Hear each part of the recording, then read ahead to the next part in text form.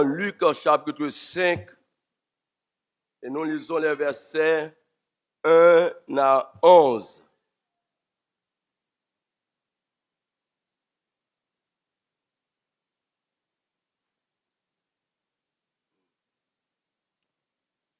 Les versets 1 à 11. We are in Luke chapter 5 and we read verses 1 to 11. Comme Jésus se trouvait auprès du lac de Génézareth et que la foule se pressait autour de lui. Pour entendre quoi, frères et sœurs bien-aimés? M'attendez pour entendre quoi? Je ne pas là. Pour entendre la parole de Dieu. Il vit au bord du lac deux barques, nous lisons ensemble, d'où les pêcheurs étaient descendus pour laver leurs filets. Il monta dans l'une de ces barques, qui était à Simon, et le pria de s'éloigner un peu de terre, puis il s'assit, et de la barque, il enseignait la foule. Lorsqu'il eut cessé de parler, il dit à Simon, avance en pleine eau et jetez vos filets pour pêcher. Simon lui répondit, Maître, nous avons travaillé toute la nuit sans rien prendre, mais sur ta parole, je jetterai le filet. L'ayant jeté, ils prirent une grande quantité de poissons et leurs filets se rompaient. Ils firent signe à leurs compagnons qui étaient dans l'autre barque de venir les aider.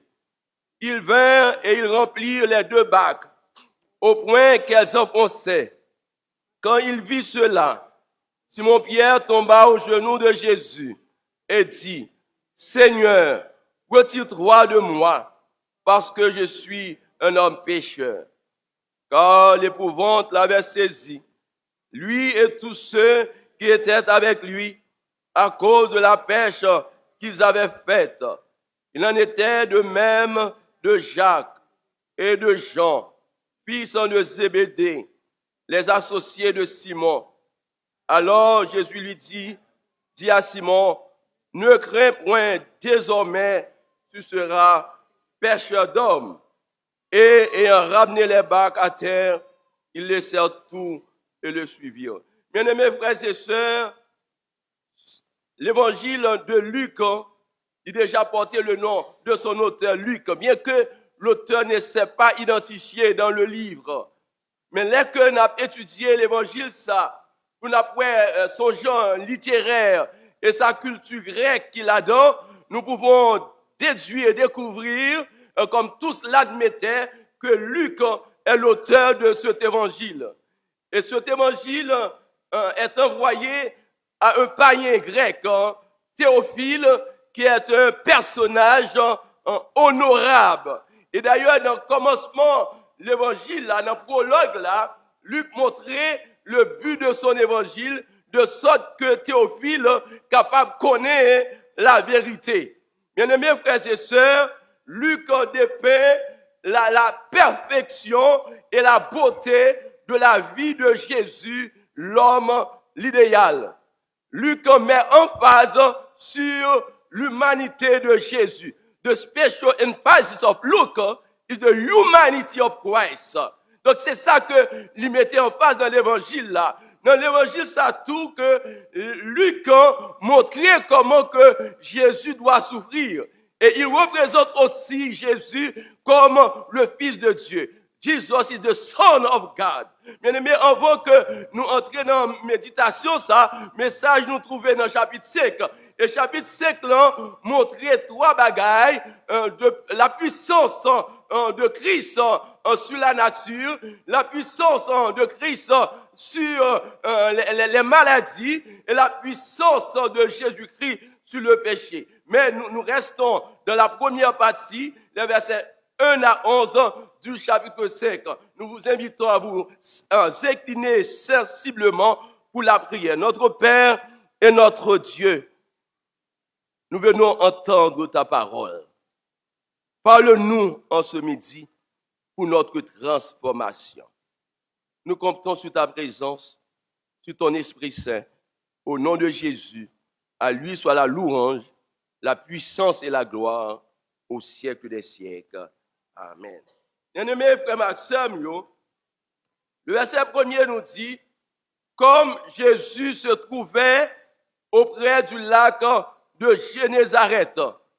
Génézareth, c'était une plaine très fertile. Le lac porte son nom.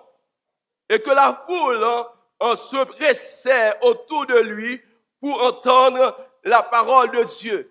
Il y avait une foule nombreuse qui était entourée Jésus. Donc, un signe peut-être de sa popularité.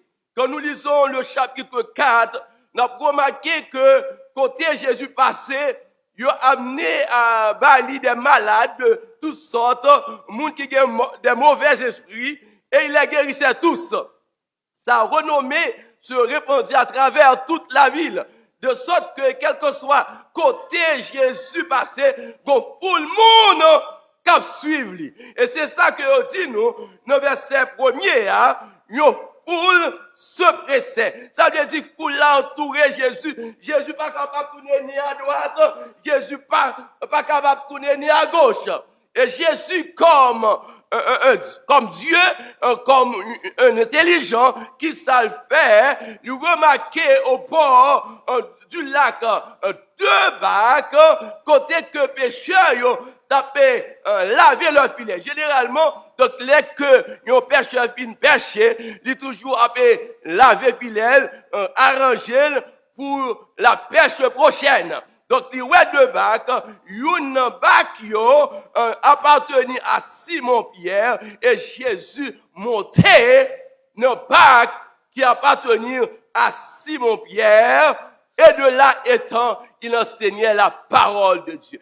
Jesus uses the boat to preach the word of God. Mais les mêmes frères Axel, entendez bien, vous là, t'es venu là, et Jésus, t'es là pour enseigner vous là. Mais vous là, dans le verset premier, avait une raison spéciale. Il était entouré Jésus pour entendre qui ça? La parole de Dieu. Pour entendre les enseignements de Jésus. Moi, je voulais dire à midi que vous là pas venu pour tendre la philosophie des hommes.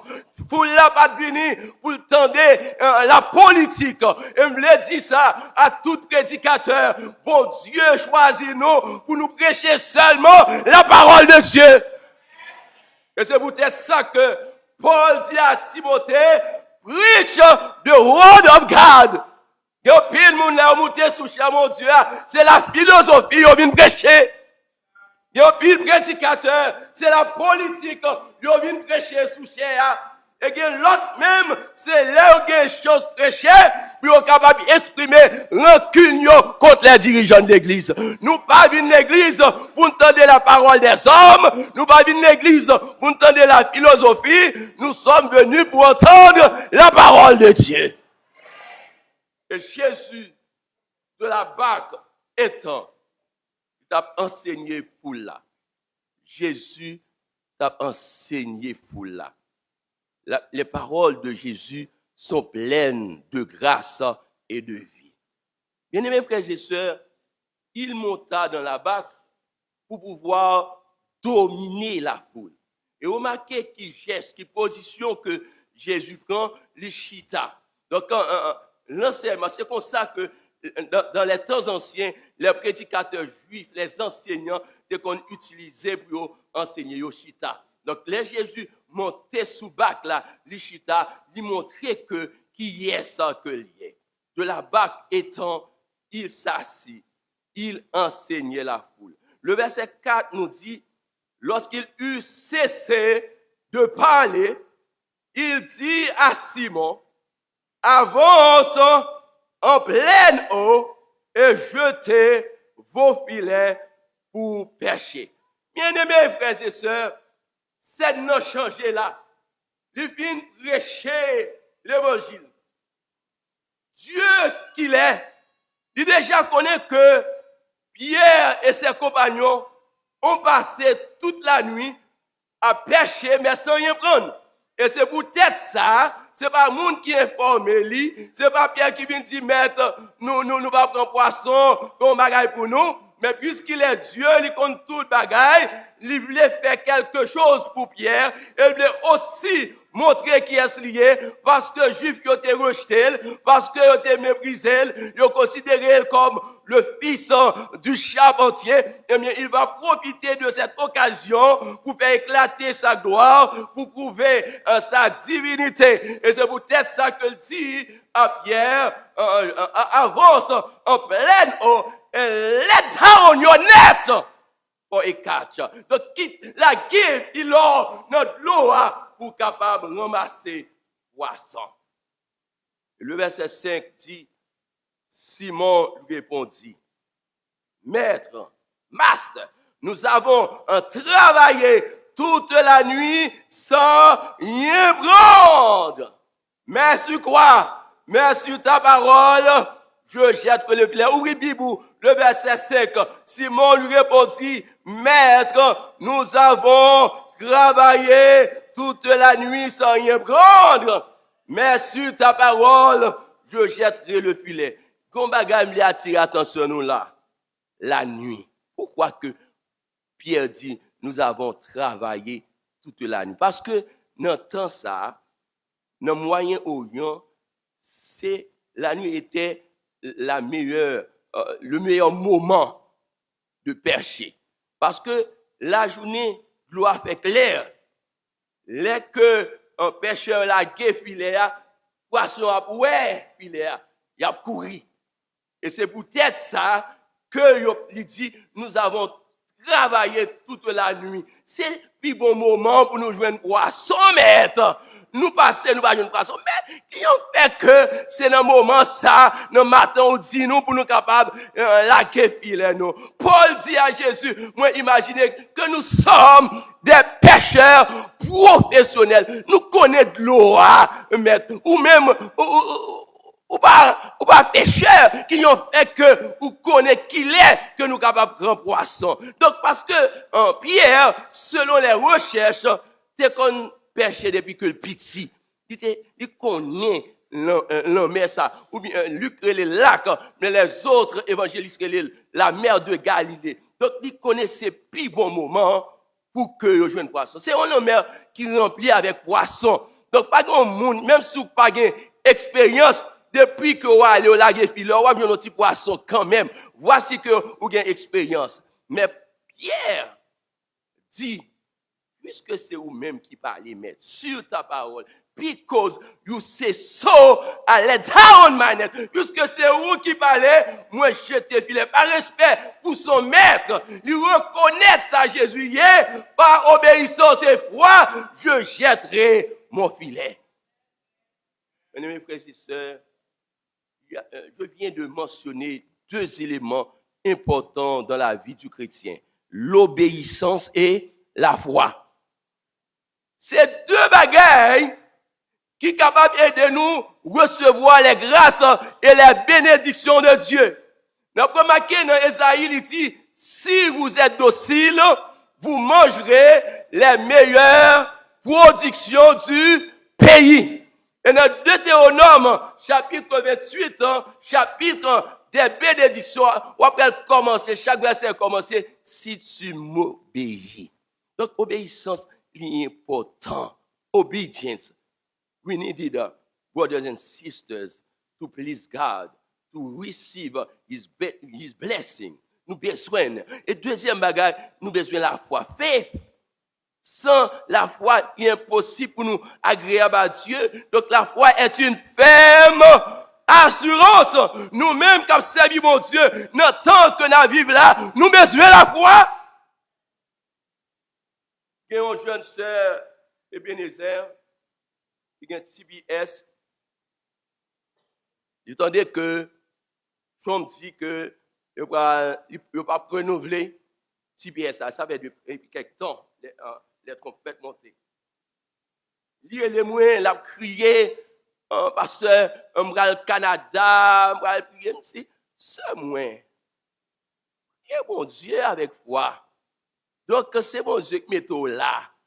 Donc, si mon Dieu aurait été là, pas de monde capable de mettre dehors, même si le président parlait, mais les États-Unis, ils pas pour Trump, ils c'est pour l'éternel, les amis. Ils tendaient, ils parlaient, nous prier. Après 2-3 semaines, ils ont renouvelé CBS là. Mais quand il y a encore, il y a un process pour renouveler, et même quand il y a un compromis pour y avoir une résidence, si c'est volonté, mon Dieu. Mais ma sœur, nous avons besoin d'obéissance, nous avons besoin de la foi, si nous voulons recevoir grâce, mon Dieu. Et nous allons voir les résultats immédiats de l'obéissance de Pierre. Le verset suivant dit, l'ayant jeté, ils prirent une grande quantité de poissons et leur filet se rompait. Yo pas cette nuit, tout le monde dit ça, yo pas de jambe quand rien. Mais maintenant, sur l'ordre du roi, sur l'ordre de Jésus, par obéissance et foi, yo la filet, hein? Filet a rempli à poisson jusqu'à ce que filet a presque brisé.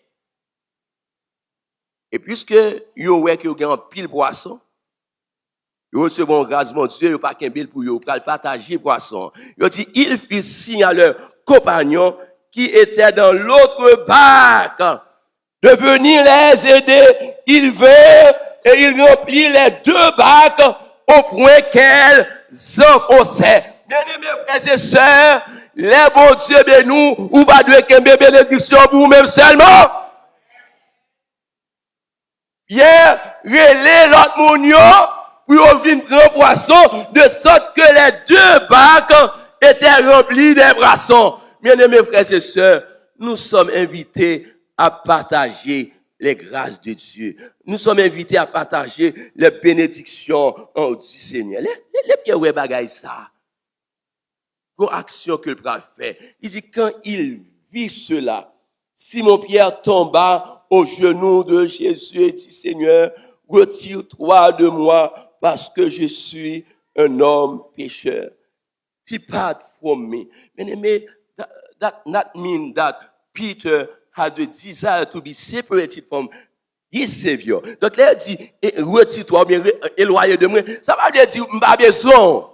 Mais, bien-aimés frères et sœurs, il se trouvait en présence du Sauveur. Il reconnaissait son imperfection. Il reconnaissait son indignité. Et c'est la première réaction de la vie du pécheur. Quand il se trouvait en la présence de Dieu.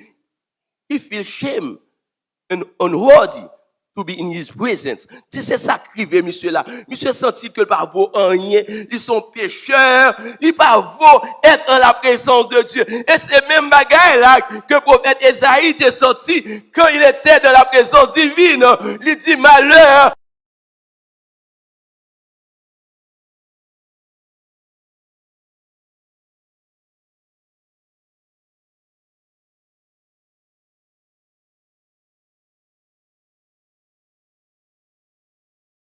Parce qu'on devrait être, parce que vous êtes dans la présence de Dieu. Et si qu'on va reconnaître besoin de salut, le Seigneur n'est pas capable.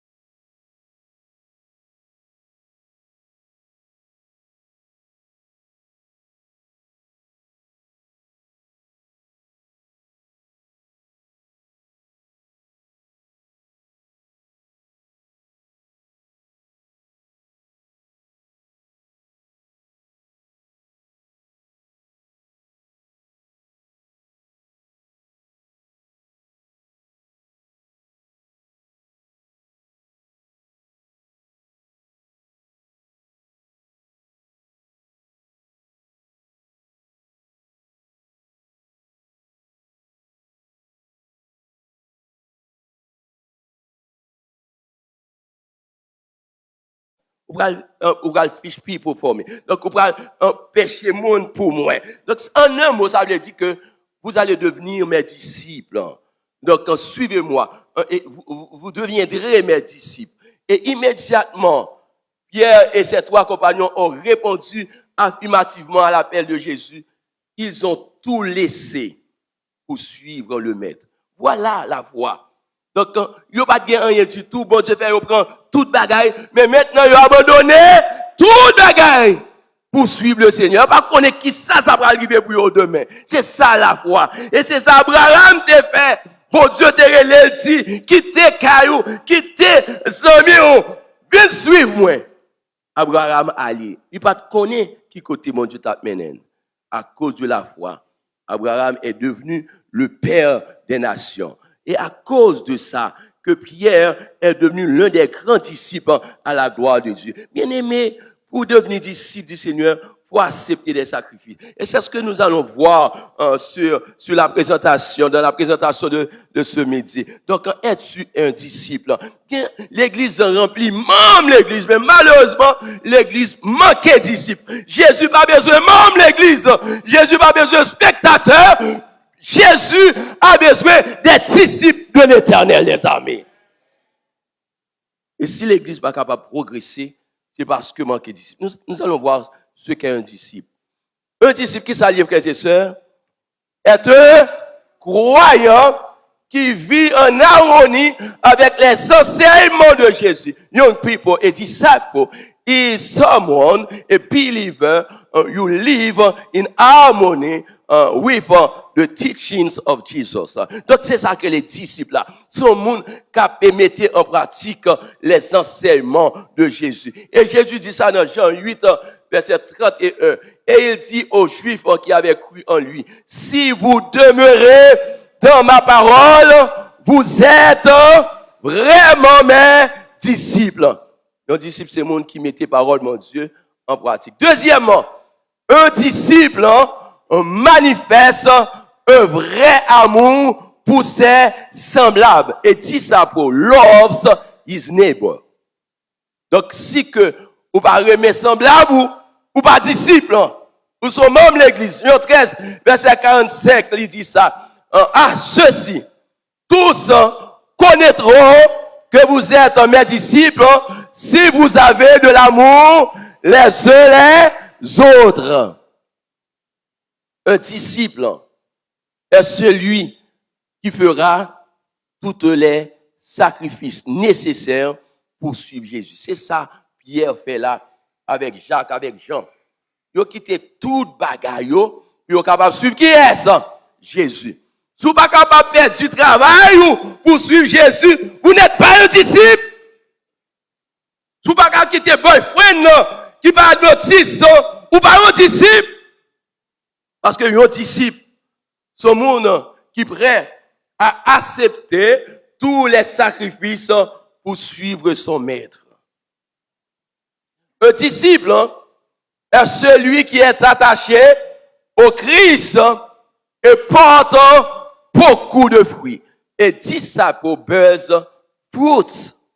Donc, pour nous grandir, pour nous porter fruits, parce que nous observons Dieu, quand nous pas tout le temps, nous pas prier, il y a des gens qui pas même témoigner, tout le monde peut siéger. Non, donc c'est ici, mon Dieu, vous devez grandir dans la foi, vous devez porter fruits, parce que ce n'est pas porter fruits que l'Éternel a projeté. Il dit ça dans Jean. Un disciple est quelqu'un qui a une relation personnelle avec Christ. Et disciple is someone who has a personal relationship with Christ. Nous devons avoir une relation personnelle avec Jésus. Ça veut dire, frères et sœurs.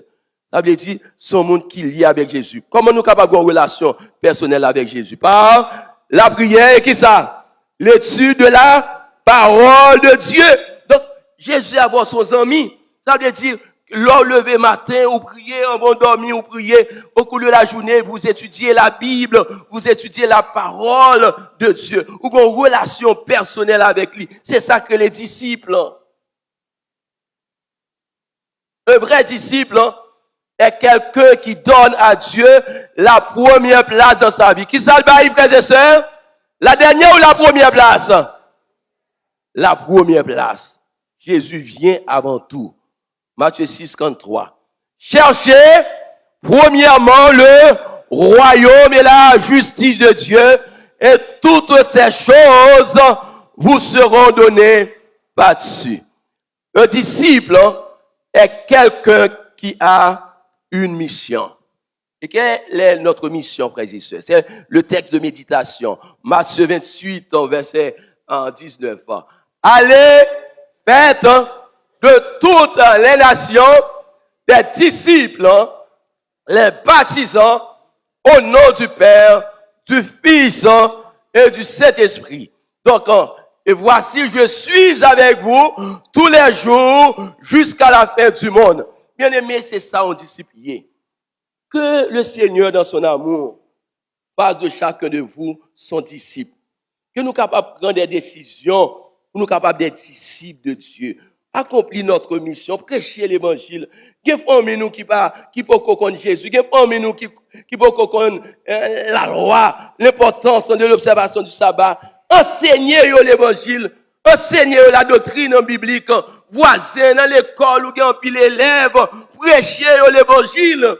Et si nous toutes là, nous des disciples, l'église ça t'a trop petit, parce que nous chaque qui là, nous t'a gagné 2, 3 âmes pour mon Dieu, à la gloire de Dieu.